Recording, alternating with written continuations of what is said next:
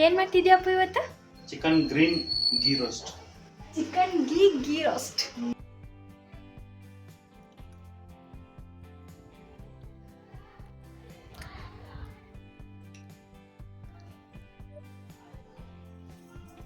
ಅರ್ಧ ಸ್ಪೂನ್ ಉಪ್ಪು,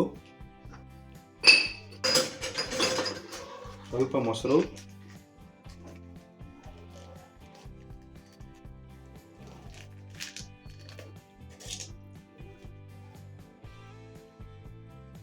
ಆಮೇಲೆ ಇನ್ನೊಂದೇನು ಜಿಂಜರ್ ಗಾರ್ಲಿಕ್ ಪೇಸ್ಟ್,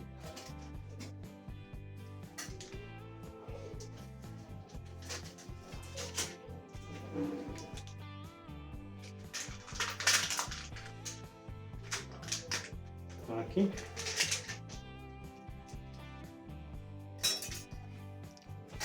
ಒಂದು ಅರ್ಧ ಗಂಟೆ ಮಿಕ್ಸ್ ಮಾಡಿ ಒಂದು ಸ್ವಲ್ಪ ಪೆಪ್ಪರ್ ಪೌಡರ್ ಹಾಕಿ ಮ್ಯಾರಿನೇಟ್ ಮಾಡಿ ಒಂದು ಅರ್ಧ ಗಂಟೆ ಸೈಡ್ಗೆ ಇಡಬೇಕು.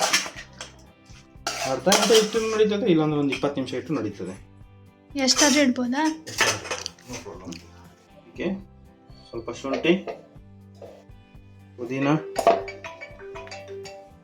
ಕೊತ್ತಂಬರಿ ಸೊಪ್ಪು, ಬೆಳ್ಳುಳ್ಳಿ, ಸ್ವಲ್ಪ ಈರುಳ್ಳಿ, ಆಮೇಲೆ ಪಾಲಕ್ ಎಲ್ಲ ಹಾಕೊಂಡು ಪೇಸ್ಟ್ ಮಾಡ್ಕೋಬೇಕು. ಇದಕ್ಕೆ 1-2 ಸ್ಪೂನ್ ತುಪ್ಪ,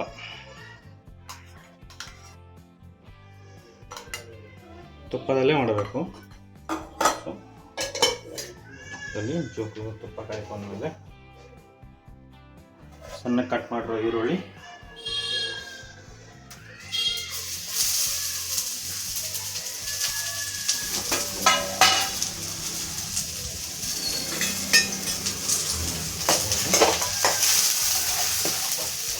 ಆಯಿಲ್ ಹಾಕ್ಬಾರ್ದಾ?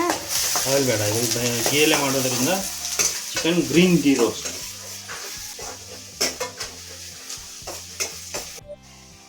ಈರುಳ್ಳಿ ಸ್ವಲ್ಪ ರೋಸ್ಟ್ ಆದ್ಮೇಲೆ ಅವಾಗಲೇ ಮ್ಯಾರಿನೇಟ್ ಮಾಡಿ ಇಟ್ಕೊಂಡಿದ್ದವಲ್ಲ ಚಿಕನ್ನು, ಆ ಚಿಕನ್ ಹಾಕಬೇಕು.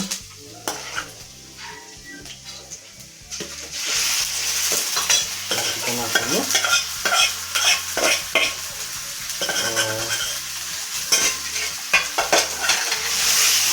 ಸ್ವಲ್ಪ ಚೆನ್ನಾಗಿ ಮಿಕ್ಸ್ ಮಾಡ್ಕೋಬೇಕು. ಅದು ತುಪ್ಪನ ತೊಕ್ಕಲ್ಲಿ ಚೆನ್ನಾಗಿ ಚಿಕನ್ನ ಮಾಡಿಸ್ಬೇಕು. ಚಿಕನ್ ಸ್ವಲ್ಪ ಚೆನ್ನಾಗಿ ಮಿಕ್ಸ್ ಮಾಡಾದ್ಮೇಲೆ ಅದಕ್ಕೆ ಅದನ್ನು ಒಂದು 5-10 ನಿಮಿಷ ಚೆನ್ನಾಗಿ ಸಣ್ಣ ಉರಿಲಿ ಮಿಚ್ಚಿಬಿಟ್ಟು ಬೇಯಿಸ್ಬೇಕು.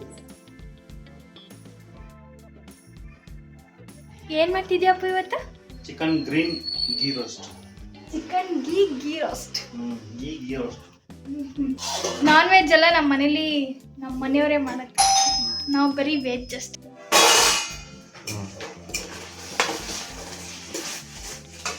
ಈಗ ಬಿಟ್ಟು ಹೋಯ್ತಲ್ಲ, ಈಗ ರುಬ್ಬಿಟ್ಕೊಂಡ್ರನ್ನ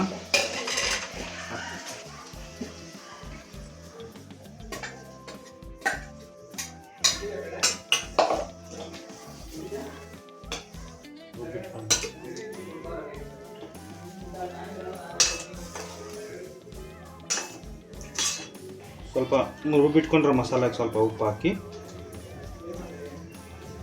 ಅರ್ಧ ಸ್ಪೂನ್ ಹಾಕಿ ಕ್ಲೋಸ್ ಮಾಡಿ ಮಿನಿಮಮ್ ಒಂದು ಮೀಡಿಯಮ್ ಊರಿಲಿ, ಇಲ್ಲಾಂದ್ರೆ ಒಂದು 1/4 ಗಂಟೆ 15 ನಿಮಿಷ ಬೇಯಿಸ್ಬೇಕು. ಅವಾಗ ಅದು ಚೆನ್ನಾಗಿ ಮಸಾಲೆ ಇಟ್ಕೊಳ್ಳುತ್ತೆ.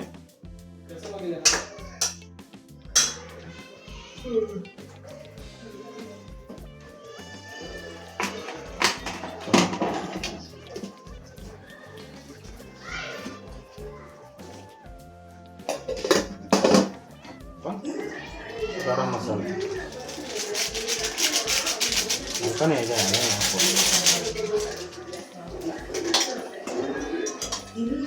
ಸ್ವಲ್ಪ ಗರಂ ಮಸಾಲ ಹಾಕಿ ಚೆನ್ನಾಗಿ ಮಿಕ್ಸ್ ಮಾಡಿ 15 ಮಿನಿಟ್ಸ್ 15 ನಿಮಿಷ